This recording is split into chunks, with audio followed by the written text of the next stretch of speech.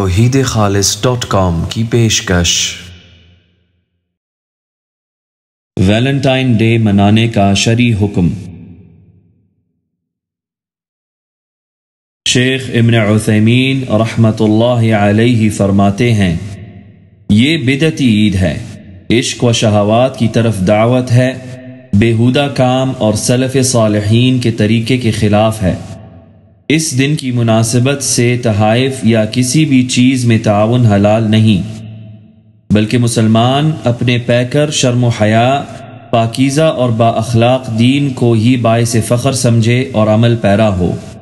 مصدر باب صلاة العیدین، مجموع الفتاوی والرسائل از شیخ ابن عثیمین کی جلد رقم 16 سے مختصر مفہوم۔